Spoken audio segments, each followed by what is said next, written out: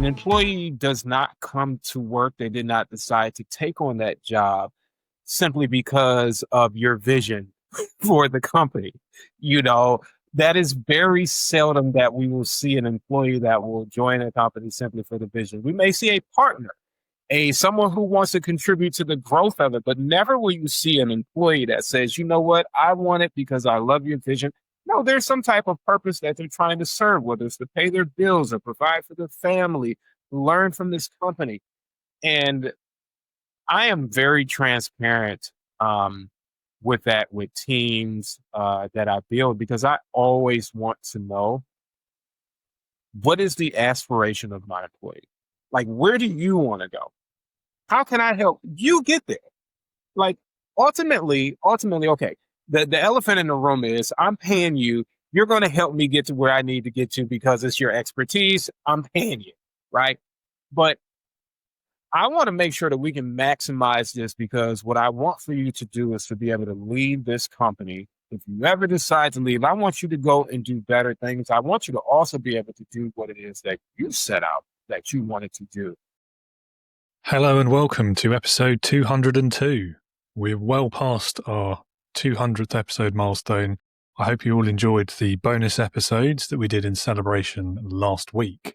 And for today's episode, I'm joined by my next guest, Sir Evans. He is the Superpower Planner. He's an author, strategist, speaker, and he helps overlooked achievers unlock their purpose and turn their story into strategy. We're going to be covering some big topics today, from self-care and the hustle culture to mental health, finding your superpower, and how to lean into your strengths, both as a leader and as a person. Really enjoyable conversation. I know I say that every week, and I know I'm biased, but I hope you'll agree with me. And if you do agree and you do find this episode useful, enjoyable, entertaining, educational, or other words also available, please let me know.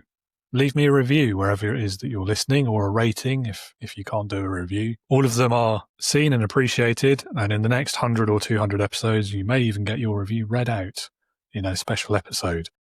See also episode 199 from last week if you don't know what I'm talking about. If you would like to build a deeper understanding and skill set in leadership, if you're looking to expand your knowledge and improve your practice of leadership, and perhaps are seeking or thinking about seeking guidance or leadership support, do please pay a visit to my website. It's on the screen and in the show notes. It's leadingwithintegrity, all one word, .co.uk. So it's leadingwithintegrity.co.uk. And on that website, you will find articles, resources, plenty of free stuff in the resources tab at the top there, including my free PDF guide to taking your first steps as a leader. You can take my Leadership Heroes quiz, find out who from the universe of many sci-fi settings might be your leadership hero based on the answers that you give about your experience of leaders and approach to it. There's also links to book onto my next workshop. You can sign up for the newsletter that is the companion to this podcast. It's called Leader Not a Boss. I know that's surprising. And finally, as always, you are welcome. You are invited to come and join my Integrity Leaders online community. It's for leaders just like you who are looking for that guidance, support, and leadership knowledge. As always, if you have questions, my LinkedIn details are down there too. Do drop me a message, reach out, ask your questions. I'd be very happy to hear from you, and I will do my best to answer your question.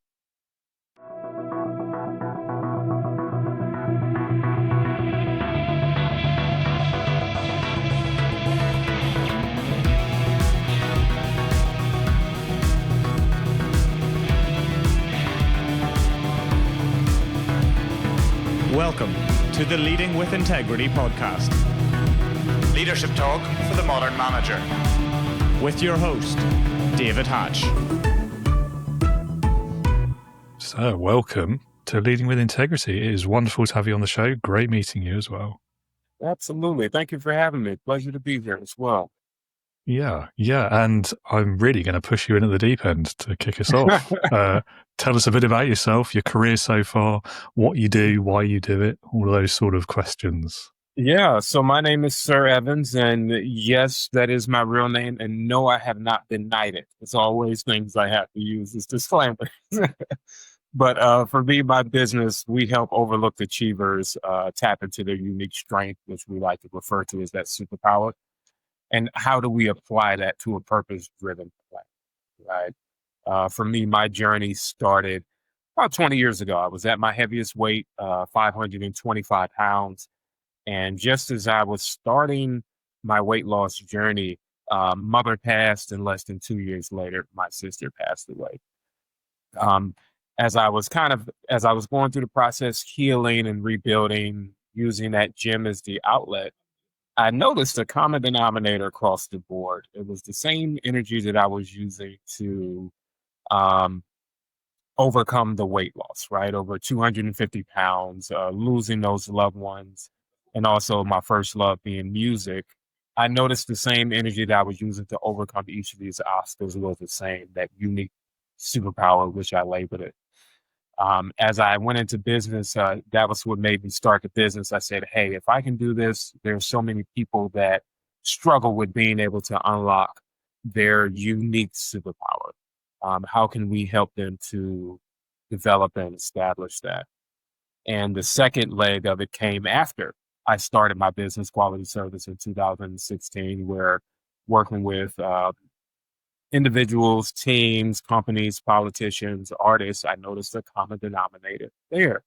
Not only did they struggle to identify their unique strength and superpower, but then how do we apply that power to a plan, right?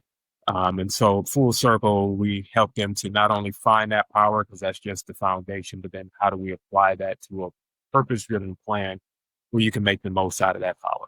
It's an interesting one. I like the superpower thing, and I have to say the background behind you is quite Yeah. cool as well. I like that.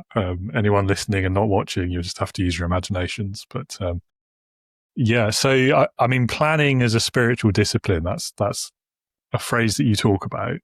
I mean, what do you mean by that? And can you tell us a bit more about how you came to that realization and what's the story behind it? Yeah, it's a spiritual discipline. It's a discipline in the very basic form because so many people struggle with planning, right? And oftentimes, I think when I run into clients, they say, "Sir, you're very organized. You do this very well, almost like it's second nature." But there was a time where it wasn't. I actually gained it as a result of getting tired of saying, "Sir, you're missing appointments. Sir, you were supposed to be here when you were supposed to be here. We missed you. We missed your presence." So many consistent times of, and then not even remembering. Did you remember you were supposed to be here? No, I didn't remember.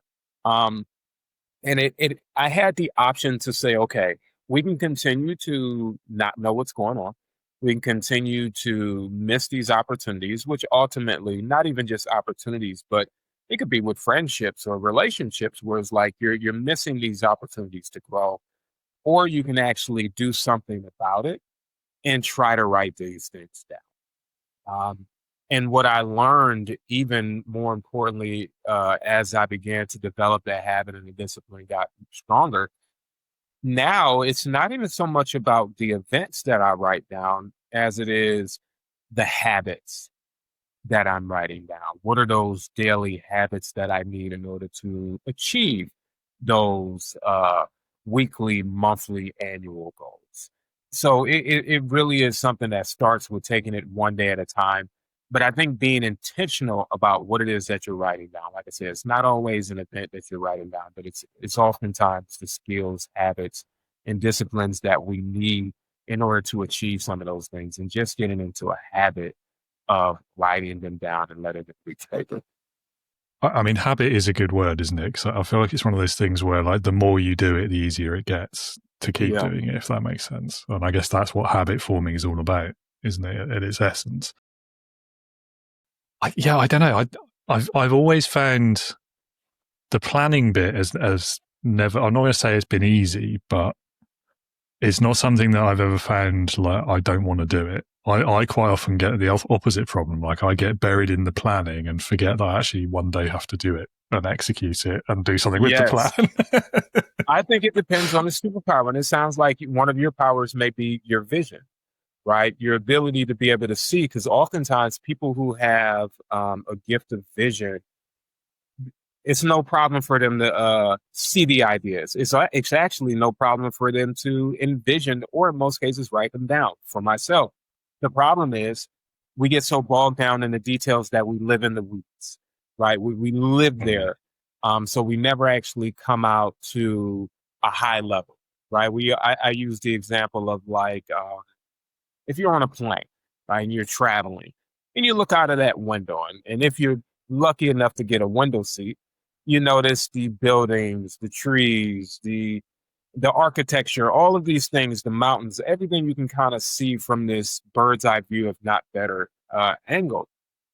And oftentimes the visionary, they never make it on a plane. They're always in the forest. They're always on the road. They're always in the mix of it. So they can't really see that high level. And I think it's pros and cons, because I think there's certain people who do have to be in the weeds, because if you never build on the ground, you don't have anything to look at from a high level. But then also some people do better being able to see that high level and say, okay, now that you've created these things, here's where we can pull you out and put you over here, we can pull you out, focus over there, you know? Yeah, I feel like as well, it's almost like a luxury for me now that I can just bury myself in that sort of the vision and the planning side of it. Because ironically, like for most of my career before I worked for myself, I was the very opposite. I was someone handed me the vision and it was my problem to make it happen. So maybe like, I don't know, maybe there's something in like almost like rebellion, or now that I've got the freedom to decide, I'm doing the opposite of what I always used to do, which is weird because you feel like if you've got a skill in something, you should focus on that. But I don't know. Yeah, but if it's so easy to you, then it's like, okay, let me give myself a challenge, which is kind of the opposite. Like, you know that you can naturally do it. It's like Superman flipping over a car with his pinky finger. It's like, this isn't really that amazing to me. Let me try to go do something else, right? It's like that's second nature. A very generous analogy, I have to say. Well, that's how it feels to some people. You know, most of the clients that I work with, they absolutely dread planning. Like, they absolutely hate it. Even the term planning, or my favorite, it's systems. It's just scary. It's frightening. Which is what made us even develop products like the Superpower Planner, where it's like, hey, how can we make planning fun? So I want you to definitely give yourself a round of applause, David, because that is not it's not average, right? And one of the things that I tell people is, like, when we think about our superpower, usually we don't think of it as super. It's second nature to us, to the point where somebody from the outside, it's much easier for them to be able to see where our strengths are versus us, because we use them every day and we think they're second nature, you know? Yeah, I can see that. I guess you normalize and you reduce your own skill sets, don't you? Especially being British, like self-deprecation is kind of our thing, isn't it? So, but I find this really interesting, particularly around sort of like the way we understand productivity, the way different businesses, different cultures even define it. Because even between like the UK and the US, like that word productivity can have quite different meanings. So from your perspective and with your experiences, like, can you walk us through those key difference between the aligned planning, the kind of thing that you help people with, that you talk about, versus, let's call it, a traditional understanding of productivity? Like, what are the key differences there? Yeah, I think that's a good question. I think oftentimes the key definition of productivity, especially here in the States, gets lumped in with busyness. It gets lumped in with this nonstop, you gotta go. And it also goes down into how much are you doing in order to get to the next level, right? Where the Superpower Planner framework differs is, yes, we understand that we're striving to get to new levels, and yes, we understand that work needs to be done. But what layers are we peeling back in the midst of reaching these new levels? So, for example, with the framework, you may have you're going to have to break down your goal into different sections. Is this truly a goal that is going to require you to strengthen your mind? Is this a goal that is focused on spiritual health? Is this a career-driven goal, passion? Is this financial specifically? Is it physical? Is this one that's really focused on maybe a weight transformation that you're trying to endure? Or is it family? Is it something where you're trying to strengthen with your family and friends? Because in the midst of this busyness, people will overlap everything and now they're overwhelmed. So now there's this lack of balance, alignment, and rhythm. So how do we, the question that I ask and we answer is, how do we break that down into smaller sections? How can we say, okay, you want a new job at your company? Okay, that may be your career goal, but we also understand that there's going to have to be a mindset change that's in there as well, right? So we may focus on the mindset before we focus on the actual career goal. What are some of the characteristics of this new role that you're trying to pursue? What is a goal that we can establish over maybe the next 3 to 6 months to help strengthen this mindset, while your annual goal may be one that's more focused on the career? But it really focuses a lot on slowing down, still being productive, but being smarter versus working harder with what it is that you're doing with your time. And that is the key point, because we can't do anything, we can't be beneficial to anyone else if we aren't taking care of ourselves, our health, from the inside out. And I'm also a firm believer that our entire life should not be spent getting ourselves together, right? I don't think it takes a lifetime to get yourself together to the point where you can help others and impact others. So how do we make sure that we're peeling back those layers so that we can be the healthiest that we can be and have a rhythm for the life that we're striving to live? I'm always reminded in this conversation about that. I guess it's a cliche, isn't it, at this point? A saying, let's say the whole thing about like you don't live to work, you work to live, or vice versa. And that whole thing around like entrepreneur culture as well, hustle culture, all of these things, like the sort of the implicit judgment around if you're not getting up at 5 a.m., do you even really deserve success? All of that sort of nonsense on social media. Like, and then you look at some of the mental health trends that we've seen since the COVID years, like the increase in burnout rates and all of this sort of stuff, and I guess the impact of remote work as well. It's a massive advantage in a lot of ways, but also it does. I mean, it doesn't even blur the line sometimes between work and home, does it? It just removed it completely for a long time, and that does have an impact. Yeah, and it's interesting. It is interesting. Productivity always fascinates me as well, like the way that sort of traditional definition, like that old school manager, boss type person. Mm-hmm. Productivity to them is, are you sat at your desk from 9 till 5? Yes, tick, you're productive. Yes. And I hate that. I don't mind saying it, I hate it. And there's been so much research, even the old research, that supports that just because I'm at this desk from 9 to 5 does not mean that, one, I'm being productive, and two, it requires that amount of time for me to do the task.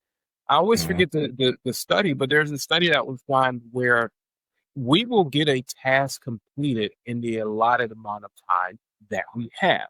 This is why we see a student that will procrastinate until the last minute to complete a massive assignment, because they know in reality, guilty as well, right? Yeah, me too. They know in reality that it doesn't take that much time to complete it. So they'll wait to the last minute. And I always challenge the students. I say, well, imagine just how much better it would have been if maybe you gave yourself an extra 2-3 hours, right? I'm not saying you to use the whole time, because you probably still won't, because you don't need that whole time.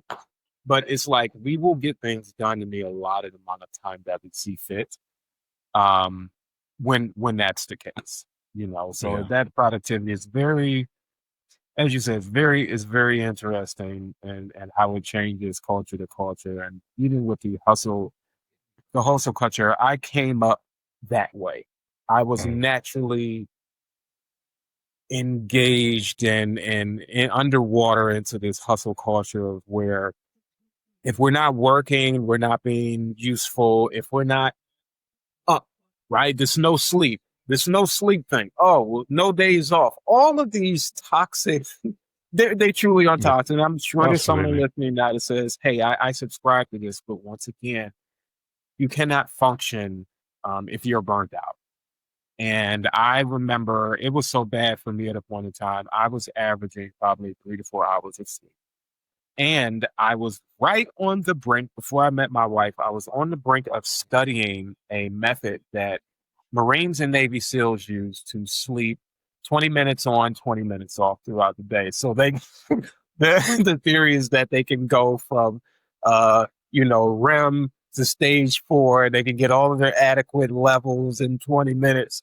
And thank God I met my wife where we aborted that and we're getting a healthy amount of sleep now. But that sleep is so important. It does impact your physical. It impacts if someone's attempting to lose weight or get healthier, you're slowing results because your body can't rejuvenate the way that it needs to from the sleep.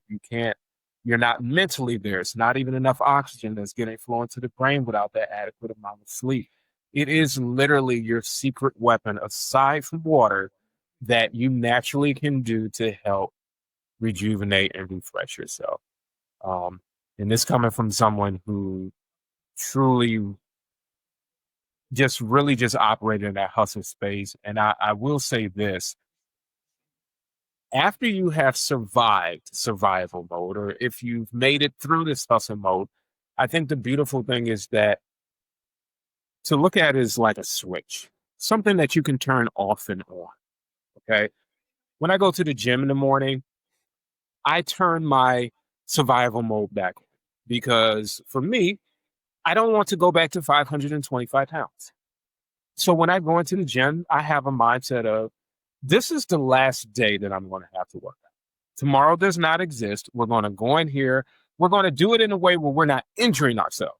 Right? That's important. We're going to leave it all here, but we're still going to have some in the tank so we can get back in here tomorrow. But once I leave the gym, I turn it off. Turn the mindset off. I don't leave back out of there with it. I apply it to where it's needed, and then we can turn that off. It does not need to be on all the time if it even needs to be on at all. Yeah. I mean, even that, the Navy SEALs method, like I bet they don't use that all the time, and it's not intended Absolutely. for all the time, is it? That's the Correct. bit I feel like these sort of hustle style entrepreneurs Yep. sort of overlook is, Yep. oh well, these really great and admirable people use this technique to minimize the amount of sleep they need. Yes, in extreme situations only, not all the time. Like That's the key in extreme situations, but they yeah. disregard it. And you see so much of that online right now where it's like the facts of the matter have been disregarded to the fad portion or the part that seems cool or the part that seems inviting, but it's not sustainable. It's not sustainable. Yeah, and I mean, I would go so far as to argue it's not appropriate for the vast Yeah, majority of workplaces or situations either. Like, absolutely. you can admire and aspire to those standards and these remarkable individuals, Yeah. but you've got to also, like, by the same logic almost, you've got to understand that they operate at such an excessive level compared to you. They operate in a situation the average person is never going to encounter, nor would they want to. Yeah. So why on earth would you take their... like, I'm sure there's some lessons that are applicable, but things like this, Yeah. that's mad. It's like the example where you said about waking up at 5 o'clock in the morning. Yeah. It's the same thing. So let's use that as a more practical one that people feel like they have to fall into, right? So first of all, I'll use myself for example, and I would probably not get up as early as I did if I did not have reasons for getting up this early. So there's been times, I think up until we have a 1-year-old daughter, up until then I was up at about 7, 8 o'clock, right? For a couple of years. And before that, I was up at 3 or 4 in the morning. Okay. There was a reasoning, and that reasoning has come full circle. So, for example, I have clients that are in a different time zone. Okay. When I'm going to sleep, they're waking up. So if I have any conversations that I need or want to solidify before they get their rest, I can get them done in that early morning. I also like to make sure that I'm spending time spiritually. I also want to make sure that I can get a workout in before anyone else in my home is awake. If we have a baby, when she's up, everybody's up, my wife. So I say, okay, in order for us to do this, we're going to have to wake up earlier. We're just going to have to, just based upon what we need in order to maximize this day. But if those weren't the case, I could still get the most out of my day by waking up, several hours later. You have to be able to understand what your journey calls of you. It does not require you to wake up at 4 or 5 o'clock because your competition's up at 4 or 5 o'clock and you got to beat your competition up. That is not a sustainable answer for why you're getting up, right? What in your schedule requires that demand? Because even the person who may be up at 4 or 5 o'clock, I can guarantee you they're probably sleep by 8 or 9. So the person who's concerned with that, are you still up at 10, 11, 12? Sure you are. So there are your hours. You got your hours back. Relax. But just being mindful of what does your piece of pie require from your ingredient? Yeah, I think that's it. And again, that's what the social posts tend not to mention, isn't it? Like, you might be getting up at 5, but what are you doing when you get up? Because, there's no sense just doing that for the sake of it, is there? Like, if there's no reason for it, don't do it. It is interesting. Now, not being a parent myself, but my understanding is that once you have a baby, like, your sleep is not your decision anymore anyway. So it's a large piece of that. But keep in mind, I think I had a very I was blessed because I'm also used to a stage where I could function off of 4 hours of sleep. So telling me with a baby that I can still get 6 to 7, it's great. But the part with the baby that definitely catches you off guard, you don't know when they're going to wake up. That's the part. You don't know when. So you could be getting 2, 3, 4, anywhere in the midst of that, and they could wake up and now your sleep is disrupted. That was the monkey wrench for me. But it's different for my wife and I. She needs more sleep than I do. But your sleep, you can almost count on your sleep being shattered, right? And as a planner, of course, I got into the numbers. I said, okay, well, statistically, how many hours of sleep will you lose? And they say, I think it's an average of 2 hours of sleep that you lose a night for 2 years. I did my math. I said, okay, that's fair. I actually think it was a total amount of hours. And then I said, okay, you get 2 hours. That's pretty much 2 hours of sleep. Okay, all right. Fair enough. Yeah, you can manage that. Yeah. You can manage. Yeah. I mean, the sleep thing, just generally, I mentioned burnout earlier. Like, I think almost without exception, I whenever I speak to a burnout expert or specialist or mental health expert, almost without exception, the first thing they say about ways to combat it, ways to preempt it, ways to recover from it, get a good night's sleep, is always first on the list, with maybe like 1 or 2 exceptions that I can't remember off the top of my head. And I think that's quite telling as well. So overrated. Underrated. So underrated. Yeah. Especially the younger you are, the more you score it lower on your priority list.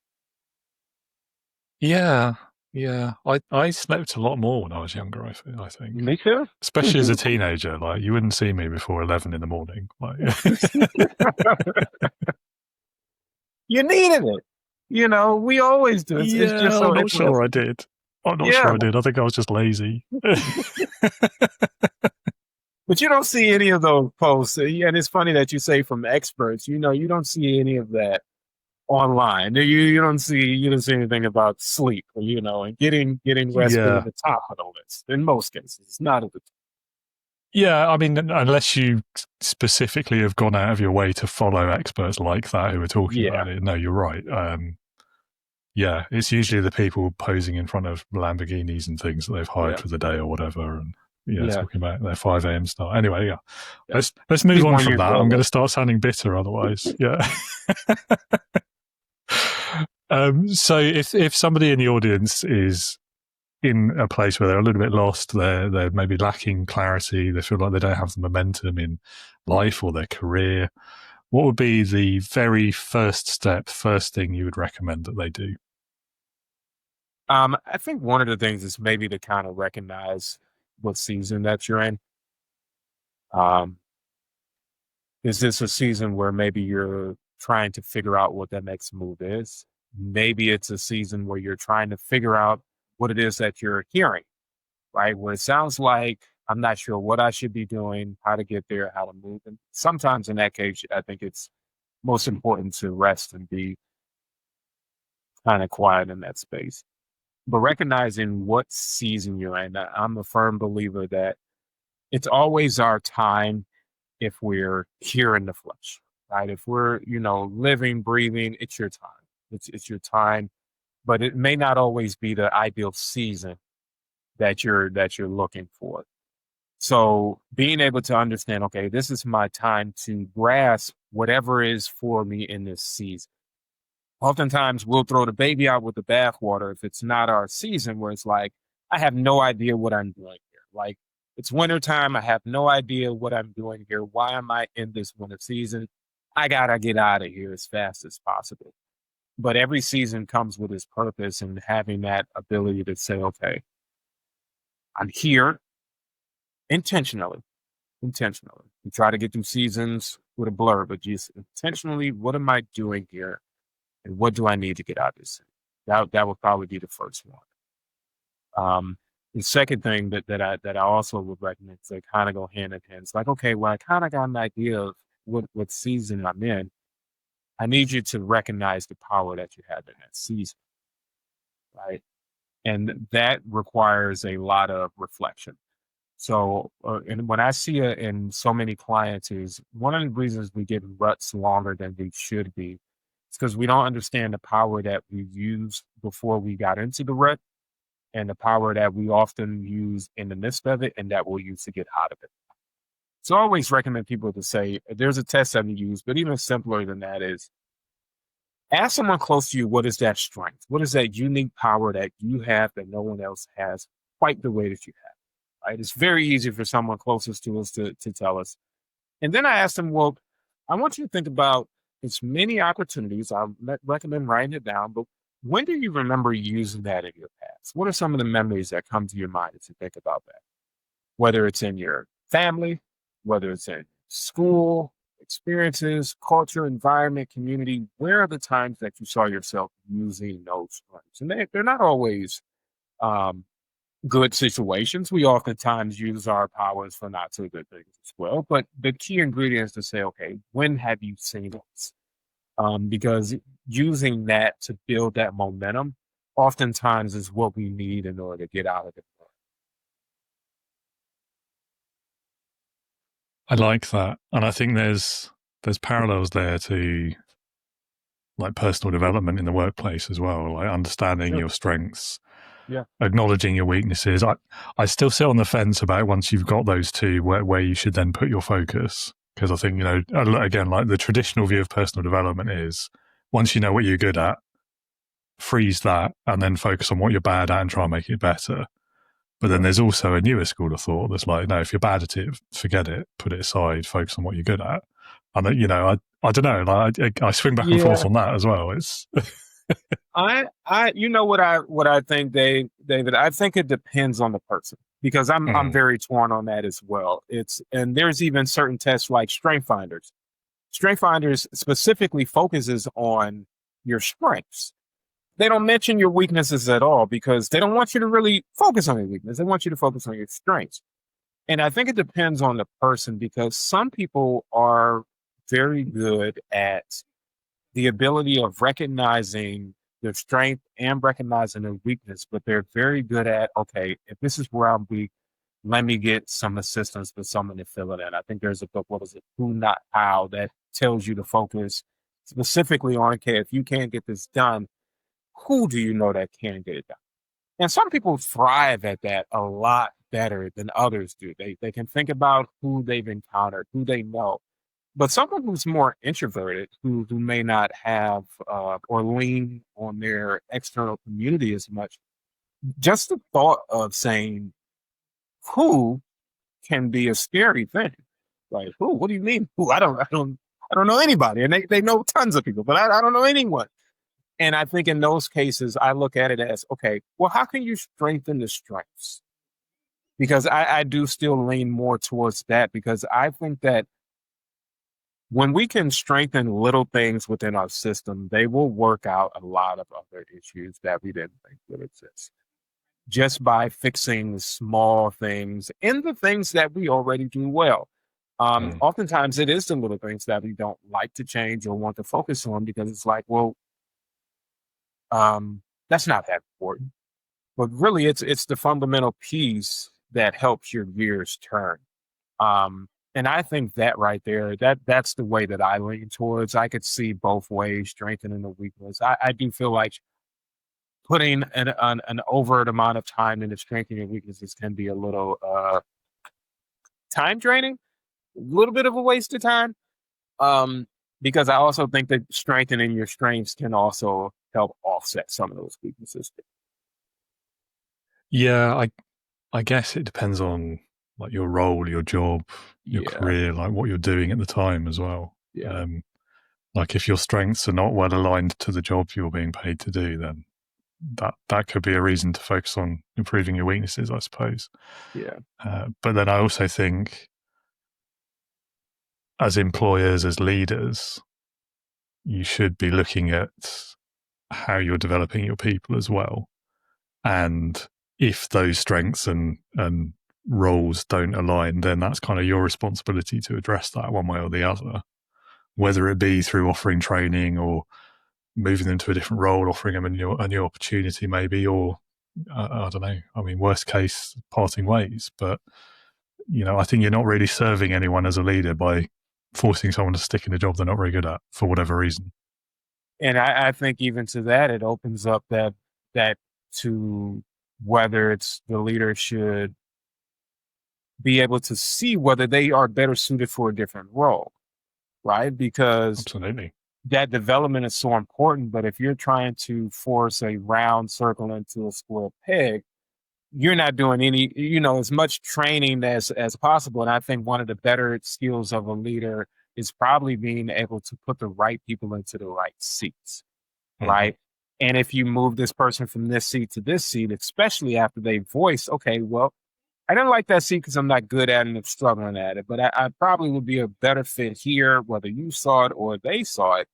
And then they're still not good in that seat. Then that's where it's like, okay, maybe we should just remove you from the equation as well. But that is definitely true, because the leader has to be able to identify what are the strengths, what are the weaknesses, where can we best fit you at? And then also, how can we cultivate where you're good at? And then maybe even bring in someone else or bring in another teammate to kind of help. And that's one of the things that's so important about a team, and which is why when I do the Superpower framework for teams, it's imperative that we all know one another's superpower. It's imperative, because often in every scenario, someone's going to have weaknesses. In every scenario, someone's going to have a weakness. But the beautiful thing about a team is that 9 times out of 10, where someone is weak, someone is strong. But if you don't know where your teammate is weak, or if leadership doesn't know where they're weak, I can't support you. We can't help support you. So that's important in saying, okay, what are all of our unique superpowers? How do these come together? And then also, what are the areas where some of these may clash? I use that example again about the visionary grit, which is one of the core superpowers that we have. A visionary will never have an issue with a thought. They have tons of thoughts, right? They have an issue being able to say, okay, we're going to slow down on this thought long enough so that we can execute it, which would require someone from an operational mindset to be able to say, okay, here's how we're going to get it done. Then also maybe they have a disruptive curiosity as their superpower, where they're going to ask leadership those tough questions that leadership may not be asking. Okay, this is your vision. What if this happens? What if this happens? What if we did it this way? What if we did it this way? in most cases that can come off as burdensome for someone who's asking so many questions, but that is their superpower, to be able to probe and see holes in a system that the average person wouldn't see. So being able to understand where we come together, where we may have our challenges, and where we can actually help bring this thing full circle. Yeah, definitely. I think there's a point. I mean, it's that whole kind of team design aspect, isn't it? And understanding where the gaps are and having that strategy to fill them. I think also, though, I mean, obviously, like the perfect employee, the perfect worker, perfect person doesn't exist. But even if they did, there's still only one person, and there's only so many hours in the day. So, holding off for that perfect person to fill a role, you will never find them anyway. But even if you did, they're still just that one person. So that's a great you can't point. just have a team of one, can you? Speaking as a solopreneur and a team of one, you can't have a team of one. Yep. And now you're burning out if you're trying to lean on them too much. Exactly. And you've just got to, and it is an interesting one. And it's a lesson I think the modern world isn't very good at teaching us until we reach that point of burnout and it's too late. Like you learn it in hindsight almost. Yep. But the interesting thing about reaching that point of burnout is that you can help others avoid it. And sometimes, unfortunately, it has to happen in order for the growth to take place, but you can't fully, you can't see the symptoms. You can't really help with the solutions. Of course, you can to a degree, but it's much more efficient, although it takes a harder path to actually experience burnout, get there and say, okay, this is what it looks like, and this is what we're looking for, so that we can help others, Absolutely. Yeah. I mean, I didn't even really know what burnout was when I had it, when I went through it. I only know now because I've learned since what it is. And I look back and I was like, okay, yeah, actually, now I understand what that feeling was. Yeah, absolutely. Yeah. Same for me, Yeah. Yeah. And again, I think part of that is because it's just, I mean, I think this is changing. I think there's quite a lot of people talking about it now. But, back then for me, I mean, this was sort of 6-7 years ago. Well, things have continued. They continue to pick up. And, we had a moment with the pandemic where the world shut down, right? And even in the midst of that, there was a popular phrase going around where if you don't learn anything in the midst of this, then you failed yourself in this pandemic. Like if you didn't learn a new skill. So now you even have people in a state where things are supposed to slow down, feeling as though they're speeding up. And then once that was removed, and now you have this rev up. So now we are back outside. We have to make up for lost times. We have to make up for new times. And it just increases the speed of how we're moving. So it's not a surprise that we're seeing it talked about more frequently because more people are burning out. And I think about when I first experienced it, I had no idea. And it didn't happen overnight. It didn't happen overnight, and it happened before the pandemic. But after 3 or 4 hours of sleep consistently being done for over a year, the body eventually will say, I've had enough. Like I have had enough. And it's nothing that you can do when the body says, I've had enough. And that literally forced me to sleep. I remember going in the place I was staying at, I had my bedroom on one side of this studio and my couch on the completely other side. And I was falling asleep from one side to the other. I said, okay, it's time to get up. I got to get back to work. And I made it back to the other side and I'm sleeping again. I'm like, okay, this is new, but there was no way around it. The body was literally saying, no, I need sleep. Like I'm not doing this anymore. And I think just being able to experience it, you don't want people to have to find out the hard way, right? Because absolutely. It never feels good to find out the hard way. And that's a big component of what I do. You don't want people to have to find out the way that you do, Yeah. It's not a pleasant experience. I found again, it's difficult because I didn't recognize it at the time. So trying to think back and remember it, and it was already a pretty stressful period of work anyway. But for me, like the biggest red flags were like mentally, intellectually, I felt myself slowing down. Yeah. I couldn't always keep up like I'd been used to. And also like emotional regulation became a real challenge for me as well. Especially like anger, frustration, resentment of work and people at work, and that ability to sort of retain that as an internal monologue, let's say, started to stretch thin.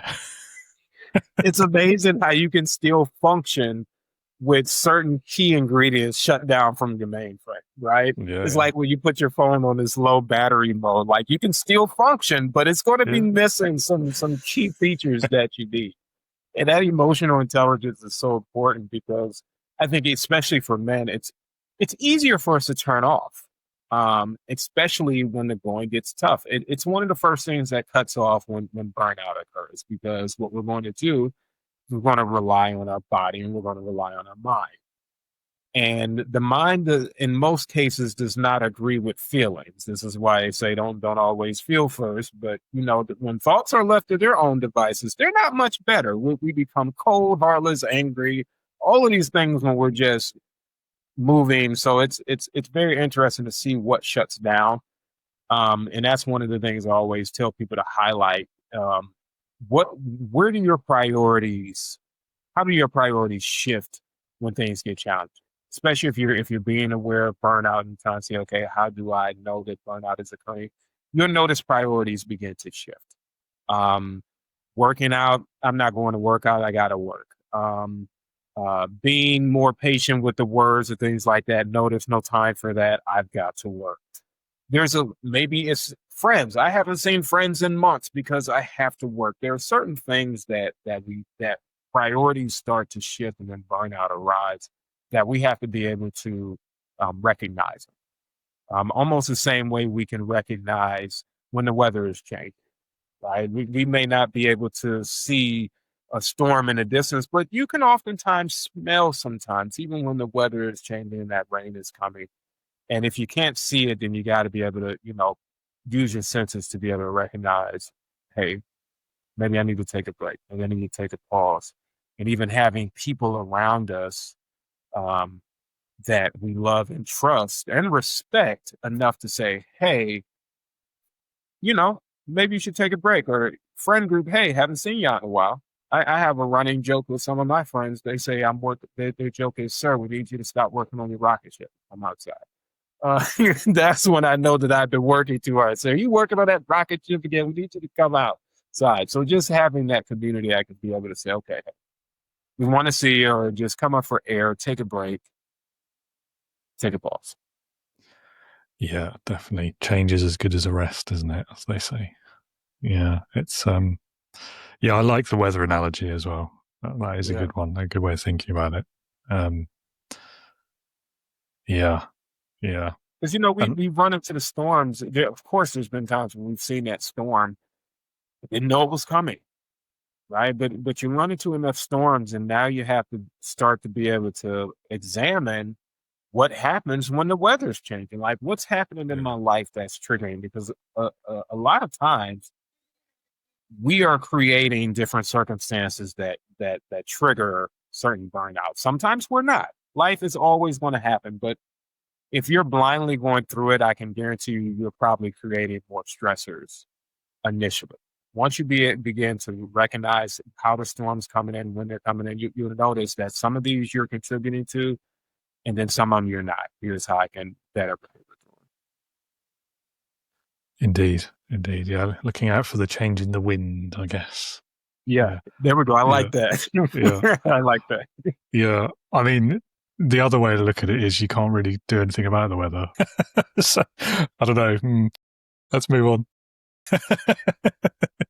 A buddy of mine just told me, he said, you got to be able to smell the BS. I said, that's good. So simple, but it was the analogy of, if you're walking along that path and you've been walking down it long enough, you should be able to smell the debris that's on the road, right? You don't always have to step in it, you should be able to smell it well before Mhm. you've arrived at it. That analogy, it even connects with the weather too. But I thought that was good. It's like, yeah, you should be able to have other Yeah. cues that arrive as you get better at navigating what's coming along. Yeah. Yeah. I mean, on a tangent, that makes me think about it. So, like the irony of how good humans are as like lie detectors and smelling the BS, Yeah. except quite often when it's lies we're telling ourselves. And I do find that quite interesting as well, quite amusing on occasion. Yes. Yes. Very much so. Very much so. You got to be able to call your own out as well. But we do it so smoothly and effortlessly. We Yeah, tell ourselves the best ones also. We save the best for ourselves, you know. absolutely. Yeah. But yeah, even recognizing that. And that's where that self-sabotage comes in. That's where we are Mhm. creating more of those scenarios than we typically would, because we're telling ourselves, well, it's not raining today, and clearly it's raining out there, right? Or it's snowing. I hate how cold it is, but actually it's the summertime, and you've just conditioned yourself to another cold spell, and now you have to endure it. But those lies that we tell ourselves are so imperative. I would even ask the question to why are we telling ourselves those lies? It's different for everyone, but what is the reason that you feel like that lie is a better option than the reality allows you? So definitely a quiet time question. Yeah, absolutely. I think one of the examples I see most often, I've done it myself, I've seen loads of people do it as well, is being in a job you know isn't right for you, or a Mhm. workplace that you know is maybe not harmful, but it's not the best it could be for you as an individual. And the lengths that you can go to rationalize why you're not going to do anything about that, and why actually it's okay because, or Yeah. yeah, this isn't quite right, but I sort of need this paycheck for that reason. And Mhm. it's so easily done, and you don't Easily. realize in the moment at the time. And Yeah. it's only much later when you look back, you're like, what on earth was I thinking? Yeah. All that time, you know, it's a scary place. But I do see that Mhm. very often with the workplace. And one of the things that I was always reminded of, and we kind of use one of the analogies, but you were never supposed to die working a job, but you were designed to die working, right? And oftentimes I think that is really people get into jobs that does not reflect their work. It does not reflect what they're good at. It reflects a paycheck and something that can sustain, some bills or things like that. But your work is truly what you're gifted at. It's what you do well. It's what you do best. And being able to find a role that compensates you is where that job and work overlap. But oftentimes it's like, okay, what is it? Life comes so fast and it comes so consistently that we don't take enough time, going back to that productivity, to be able to ask ourselves, what is it that I really want to do? What is it that I've been called to do? What jobs does my superpower feed? Mhm. Right? What jobs does my natural strength provide for? Um, because we're living also in a time where the job market is, oftentimes people don't want to work in the job market. We're seeing a lot of entrepreneurs that want to start businesses without understanding how to follow, how to build a workforce because they haven't worked in a workforce.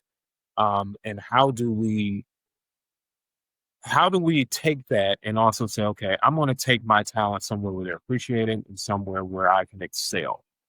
And it's that fear because also, jobs do a very big companies do a very good job of keeping clients, I wouldn't say happy, but they do a very good job of covering the bases of what an employee needs. Not maybe what they want, but Mhm. covering the basis of what they need with sprinkles of what they want on there. And those sprinkles is like, okay, well, this is enough for me to maintain. This is enough for me to maybe even think about on the weekends what I want to do. The weekends come, you don't think about it. And then in those extreme situations, they keep you so busy that you don't even have time to think about what the next move is.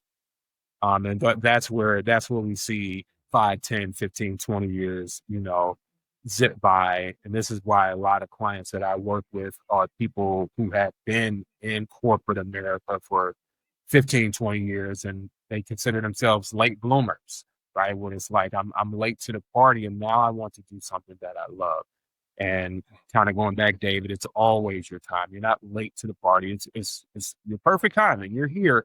Now let's figure out what season it is that you're attacking. Yeah. I think that's the healthiest way to look at it, isn't it? Because, I don't know of anyone who's not had a few negative experiences in the workplace as an employee.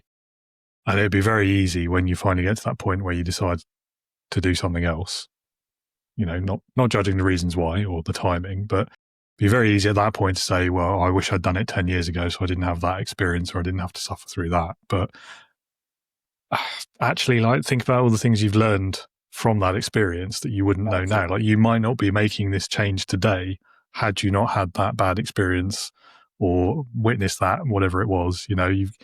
It's not that simple, I guess, is what I'm trying to say. And you just got to, I don't think it's a healthy line of thought to start going down that path.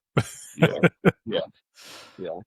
It's that being intentional, because there's always something that can be learned. And this is, we see so many people on the opposite side of that, entrepreneurs, and they get out here and they bump their head dozens of times.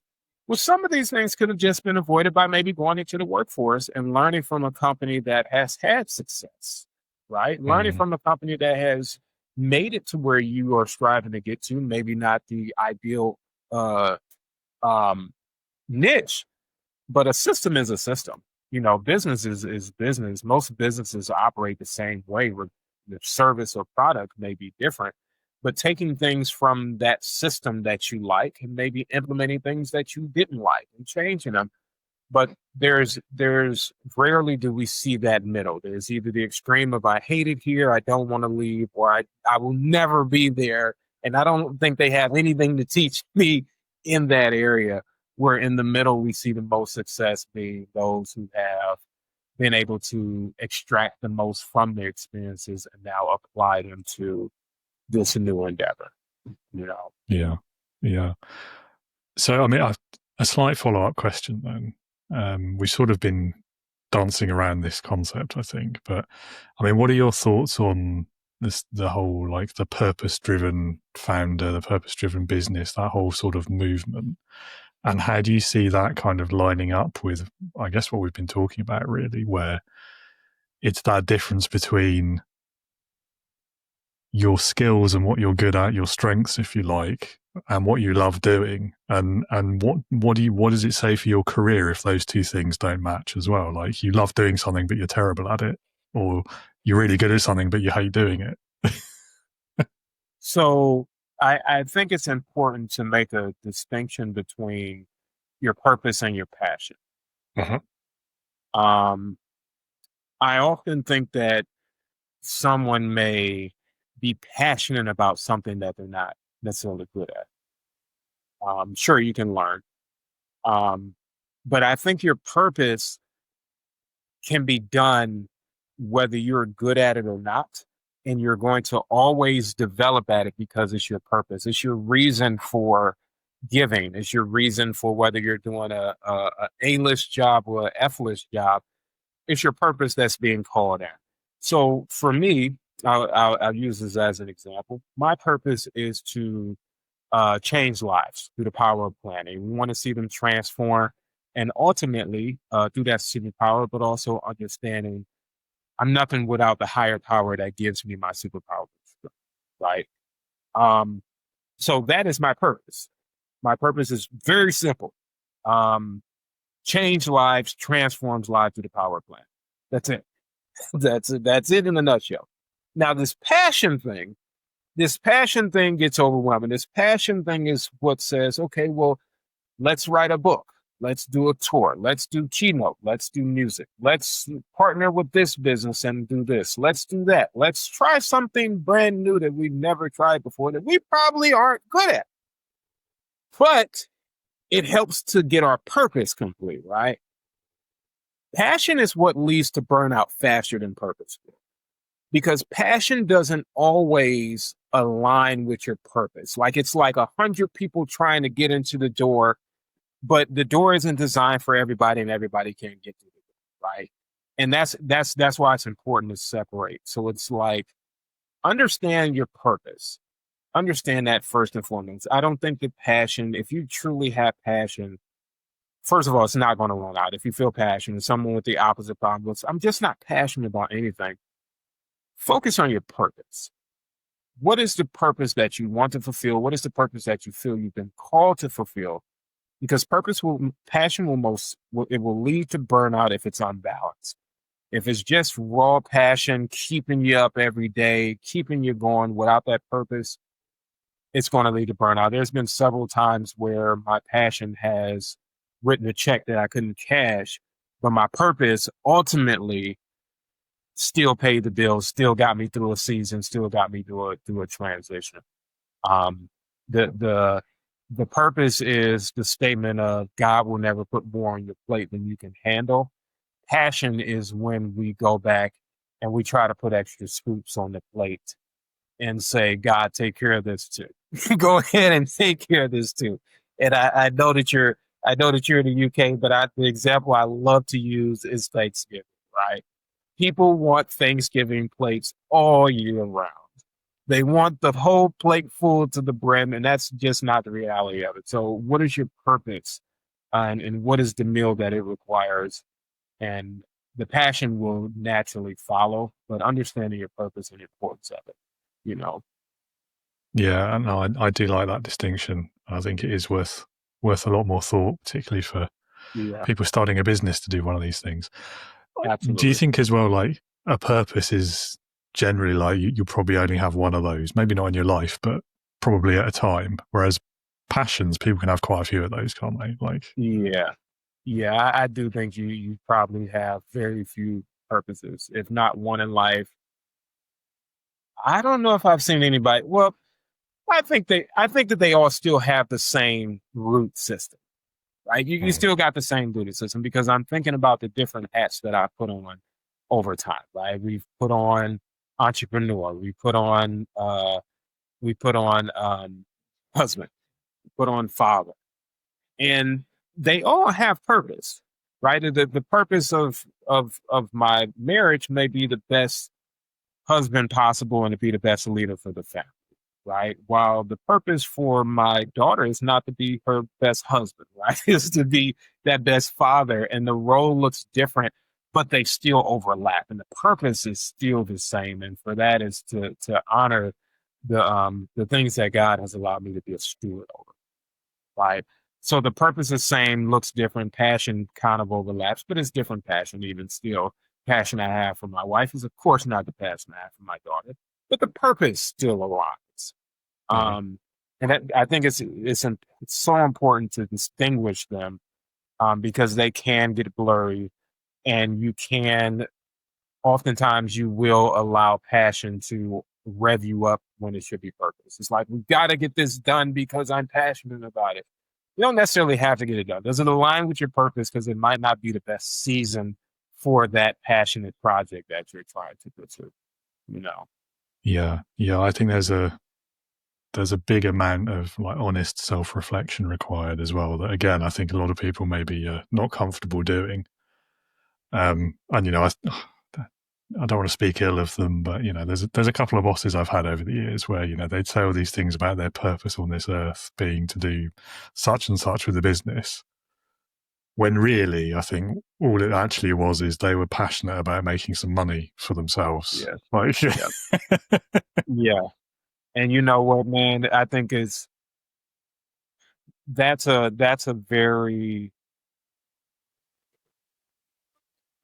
a tricky place, because that purpose does not leave when you're starting a company, right? At the end of the day, at the end of the day, a business owner should be putting their employees into a better position, right? An employee does not come to work. They did not decide to take on that job simply because of your vision for the company. You know, that is very seldom that we will see an employee that will join a company simply for the vision. We may see a partner, someone who wants to contribute to the growth of it, but never will you see an employee that says, you know what, I want it because I love your vision. No, there's some type of purpose that they're trying to serve, whether it's to pay their bills or provide for their family, learn from this company. And I am very transparent with that, with teams that I build, because I always want to know, what is the aspiration of my employee? Like, where do you want to go? Yeah. How can I help you get there? Like, ultimately, okay, the elephant in the room is, I'm paying you. You're going to help me get to where I need to get to because it's your expertise. I'm paying you, right? But I want to make sure that we can maximize this, because what I want for you to do is to be able to leave this company. If you ever decide to leave, I want you to go and do better things. I want you to also be able to do what it is that you set out that you wanted to do. So I think as a business owner is understanding, I think, a level of transparency with what is that purpose that still aligns with your team versus just feeding them what sounds good. Because that never lasts. It's, but to each his own. To each his own. I just the way I operate, I like to have that level of transparency and figuring out, what do you want as well? Where are you striving to go? No, I agree with you, and I think people see through that sort of thing quite easily, I think, as well. Yeah. But I mean, another great point that you've made there, and I think, again, like, maybe it's part of this sort of entrepreneur LinkedIn sort of culture that I seem to spend half my life in, but and the social media side of it, and like the whole Great Resignation and the way industry seems to be going and all of these other things. But we too easily equate purpose to having to start a company. Like, if your purpose is to, I don't know, help business owners do a thing, you don't have to start a company to do that. You could go and work for another company that's already doing that thing. You're still fulfilling your purpose, aren't you? So, but again, like, it's an interesting one, that as well. I feel like there's quite a lot of people fall into that because they think that's the only way it can be done. Yeah. And we're going to see the ramifications of this in the next 15 to 20 years, because there are so many smaller entities where they're not, you don't have the workforces. So you don't have these workforces that are also able to benefit and fulfill their own purposes. So we're definitely going to see that shift of, there's so many factories, large companies, that we just don't see that anymore. Because I also think a piece of that was understanding, okay, for one, I think that the vision was large enough to be able to support it, but that vision also included putting other people into better positions. The vision was just that large that it almost forced people into better positions. And then if you have leadership that fully understands that, now you have a good system going here. Now people are being able to be promoted, elevated, they're being able to be put in positions that they enjoy, they feel they can thrive and grow in. And it ultimately benefits the company. There was a buddy of mine who said that the best way to get rich is to make someone else rich. Right. And everybody's definition of rich isn't the same thing. So it's like, if I can help somebody else get into a better situation, it's ultimately going to help me get into a better situation as well. Yeah, that's a nice way of looking at it. Yeah, I like that. Now, having said what I've said already today about hindsight and so on, I'm still going to ask you this question because I think it's fun. If you could start your career over again, is there anything you would do differently? If I could start it over again. That is a good question, because you specifically said the business. Yeah, I probably would say I would spend more time before launch. I would spend more time before launching developing, researching, and solving problems before they exist. Once your business is started, you have to run. And whatever learning, researching, data that you're going to do, you're going to have to do it in real time. And depending on what you're selling or services that you're offering, it can be a lot easier to change, tweak, improve those before you launch versus after you launch. And the benefit of that is the other side of that is, okay, once you get going, you can test it. You can trial and error. You can see what works just from having it.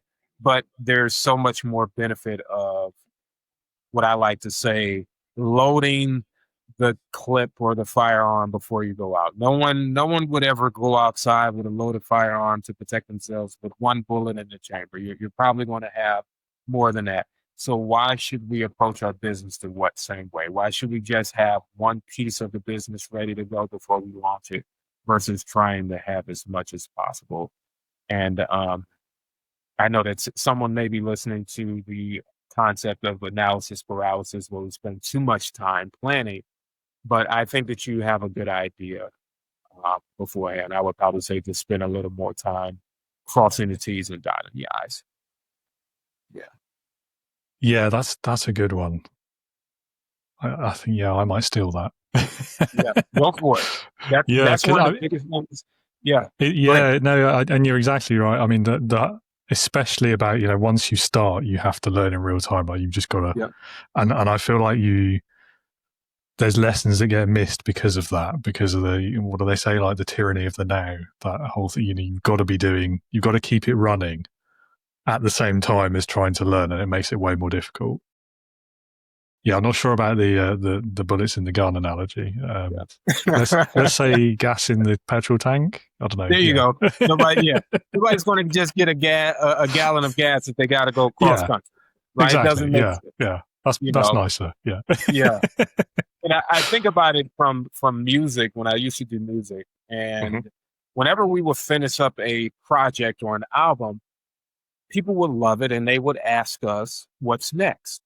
Well, the same time they're asking us what's next is the same time we as artists were wondering, we don't know what's next. We're not back in the studio. We just finished this up. So it's like always being prepared. And then once again, depending on the products, if you've launched that business, now you have people that are expecting it. Nobody's expecting you before the company launches. And that's the beauty. You have the element of surprise. The only pressure you're putting on it is yourself. But once you have elevated this, now you have people that are looking for it. So that's what makes it so challenging for you to pivot, work things out, research, because now you have to do all of those things while still supplying for the audience that you just launched this business for. Yeah, I think, financially it makes sense as well, especially if you're still working while you're planning this future company. Yes. That's definitely something I wish I'd done differently. I don't think you can ever have enough startup money. Like you can never have enough. Like I would probably say that, Bill Gates, if he had Bill Gates money now when he first started, he'd probably still say, we probably need more money for where we're going in the next 15 to 20 years. Like you can never have enough startup money. So that's a very important piece. And I'll also share this one too, because I thought this was very good. I would focus on understanding the numbers as just as much as I understood an area that I didn't like. So that goes to the weakness versus strengths in business. You need to know those areas. You don't need to be Albert Einstein, but you do need to know these areas. I think one of the biggest reasons, so you don't get taken advantage of.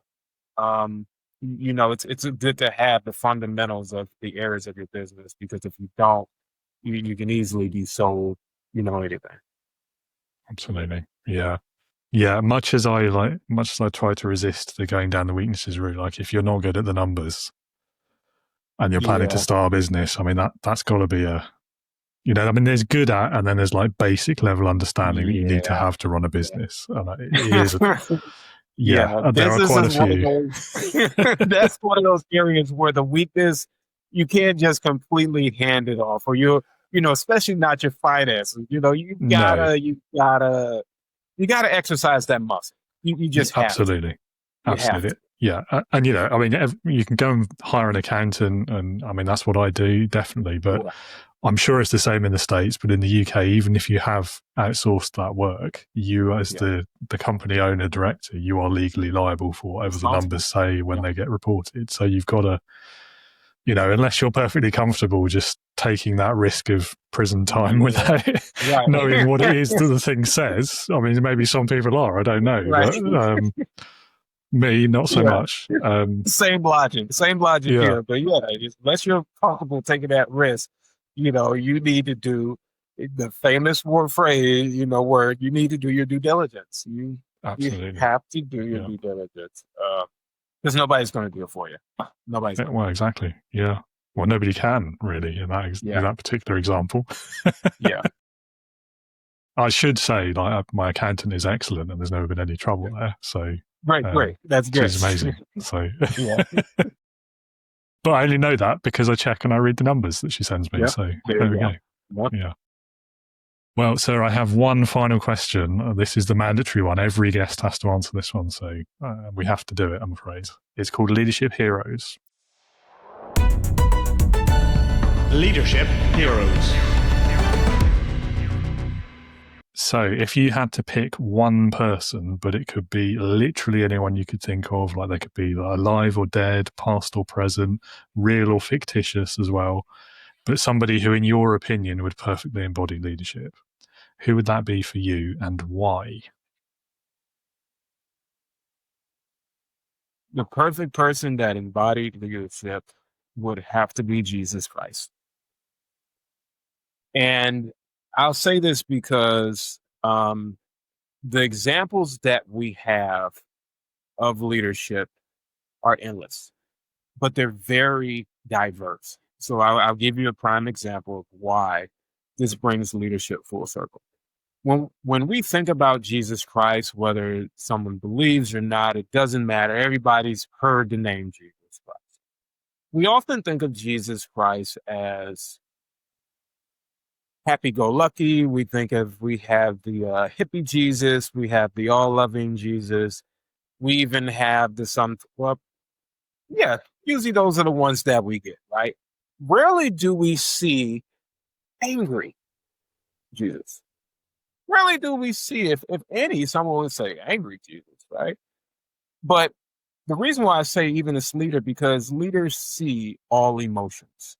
And it's up to this leader to be able to process these emotions with thought, logic, and understanding.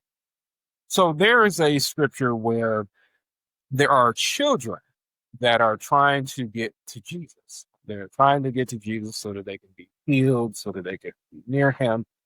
And his disciples, in so many words, say, "Nuh-uh, kids, you're not coming over here. This ain't the time. He's healing. He's doing big things right now. And we don't need you over here," right?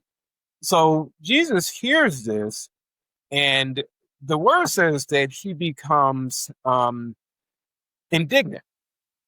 He becomes angry. And I am a big fan of the concordance, where we can kind of break down some of the original words. Old Testament's written in Hebrew, New Testament's written in Greek. So I like to go through the concordance so we can see what is the original Hebrew word. English is a very it's a watered down language, right? It's not as colorful as a lot of the other words that we derive their origins from. So when I looked up this word, it says so angry that you want to lay hands, right? It's so angry that you want to lay hands. And when I thought about that, I say, never have I thought about Jesus as being so angry that he wants to, put hands on something, right? But the piece that really brought it full circle is, yes, he might have been angry enough, but that doesn't mean that he did it, right? Just because we're angry, upset, or fearful of things of this nature doesn't mean that we need to react in the way that our emotions have told us to do.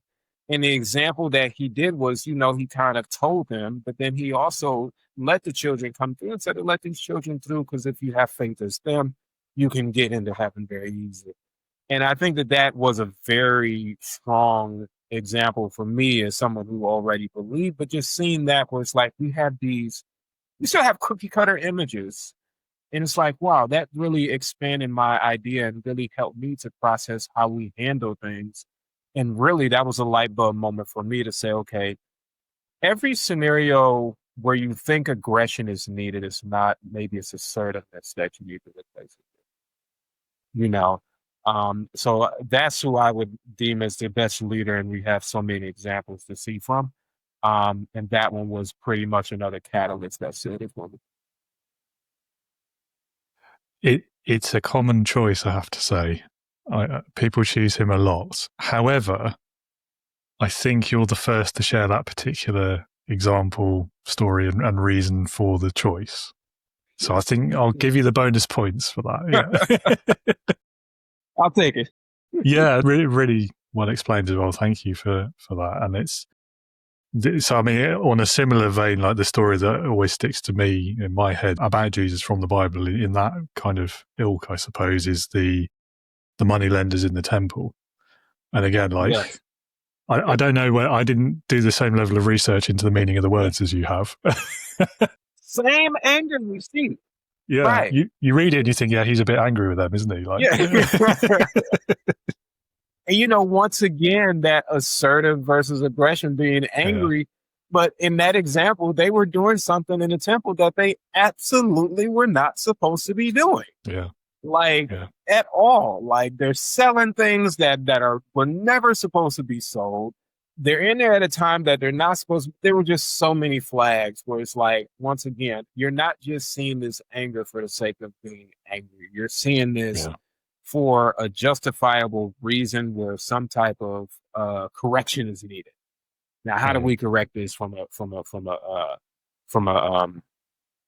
good leadership example perspective? Yeah. Yeah, and I think one of the reasons he's such a powerful example is just because of how well known the stories are, and how long standing they've been, and some of the behaviors that he exhibits, even given it was like thousands of years ago, you can equate them quite easily to modern leadership theories, like servant leadership being one of my favorite parallels there. And as you say, like, you don't have to believe in the holiness, the religious aspect of it to still take value from the stories, if that's what you decide to call them instead. Absolutely. No, it's a great example. Well, time has flown. I've really enjoyed myself. I hope you have as well. Likewise, absolutely. Great conversation. Thank you.